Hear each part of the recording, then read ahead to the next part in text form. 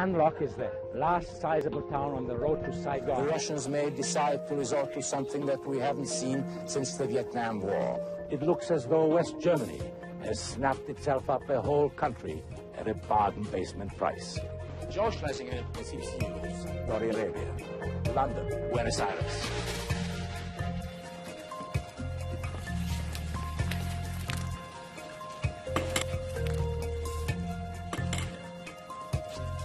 On your own cue, Joe. Okay.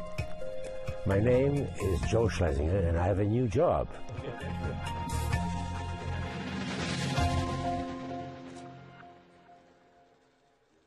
I've been a journalist for 65 years. Nowadays, though, my main job is being a patient, seeing doctors and other medical practitioners. Boy, do I ever see doctors. First, there's my GP, of course. Behind him, an army of specialists, a rheumatologist, a cardiologist, orthopedist, neurologist, a dermatologist, a periodontist, as well as a dentist, an optometrist, audiologist, pharmacist, naturopath, physiotherapist, to say nothing of the trainer who tries to keep what Shakespeare called the shrunk shank of old age mobile. In my case, though, not all that mobile. I've worn out 2 hip replacements. Number 3, I'm happy to report, is doing just fine. I've been held together by slings, splints, stitches, and plaster casts, probed by MRI, CAT scan, and electromyography machines, treated with acupuncture needles, an ultrasound device, and a rig that has a 90-pound weight yanking at my spine to take the kinks out of it.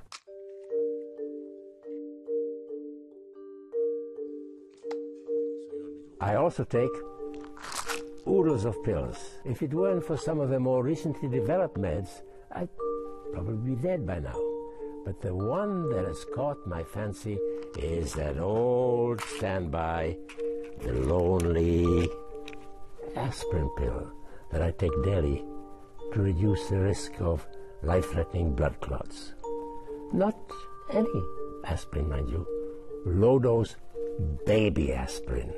That dose of baby aspirin, in a way, closes the full circle of life as Shakespeare foresaw it 500 years ago when he wrote about the first and last stages of life in the 7 ages of man. At first, the infant, mewling and puking in the nurse's arms. Last scene of all is second childishness and mere oblivion. Sans teeth, sans eyes, sans taste, sans everything. Balderdash, I say. Okay, so I do have a few false teeth and wear eyeglasses. Yup, I've needed the care of nurses at times. But I assure you, no later life mewling or puking. But it does take a lot of patience to be a patient. For starters, of course, there's the usual waiting for appointments, for distant dates for tests, and then for actually having something done about the results. What requires even more patience is coping with the everyday chores of your debilities. Mainly, though, I have trouble walking and staying upright, so I need a cane. But a cane can only get me so far. After that, it's wheels, a walker. You can push it along, and when you need a rest, just sit on it. Down the road, no doubt, there's a wheelchair in my future.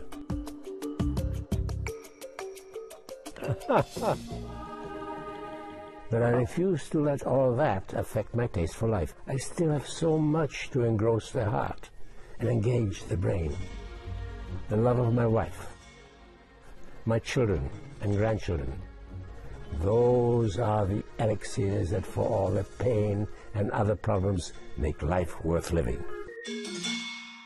But there's one more thing that occupies my mind, and that is keeping up, as best I can, with the turbulence of the world I've inhabited these past 85 years. Come here with me. I've spent my whole life as a witness to history. First as a boy who during the Second World War lost his parents in the Holocaust and was pushed from country to country, a refugee first from Hitler, then Stalin.